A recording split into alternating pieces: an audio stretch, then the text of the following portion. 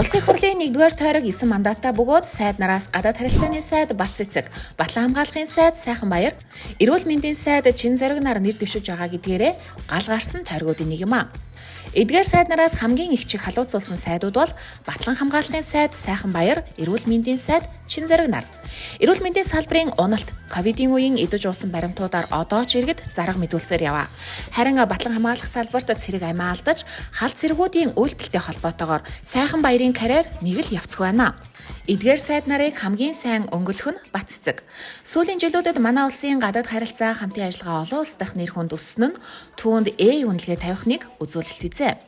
Үргэлжлүүлэн архангаадаа нэр цэвэрлсэн Тэмүүлэн өвөр хангаадаа өнгө алдалгүй үлдсэн тогтох сүрэнгээд Монгол Ардын намын урдаа барьдгууд энэ тойрогт хүч үзнэ. Дээрээс нь ерөнхийлөгч өөрийн зөвлөх даваа далаагаа аль эрт чөлөөлж тойрог усал химэн бэлтгэл ажилд нь оруулаад байгаа лээ. Улмаар жил хүрэхгүй хугацаанд сайдын суудал заларч үзсэн цогц цэцэг нийслэлчүүдэд төдийлөн танигдаагүй Гамбол гишүүнаар Монгол Ардын намаас 1-р тойрогт квот авсан. Харин эдгээр эрхмүүдийг залуурдаж, жолоодож фронтын ихэнд явах хүн бол мэдээж улсын хурлын дарга Зандан Шатар юм. Сөрөг хүчний хувьд энэ тойрогт босоо тодтголтой Ганбаатар, Нүүрсчин тодтголтой Адиа Сүрэн нарыг Бидон Ганбаатар ахлуулан хөтлөлцүүлээд гүйлгчихсэн. Тойргоо иргэдэггүй, тойрогтой юм хийдэггүй, тойргоосоо зүгтдэг, илтгэл тавьж папорхоос хитэрдэггүй Ганбаатар хаан ч утсан гараад ирнэ гэж өөртөө итгэлтэй явдаг. Тэр ч утгаараа энэ тойргийг түүнд оноосон бизээ. Тэгвэл түүнтэй дөрөв нийлүүлсэн Адиа Сүрэнг дахин сонгуульд нэр дэвшиж байгааг олон хүн гайхаж байгаа.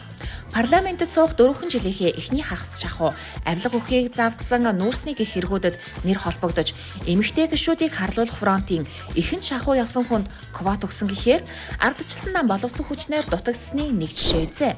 Адиа Сүрэнд ичих нүр байхгүй байхад эдсэн ч өгсөн ч ил цагаахан хилчдэг.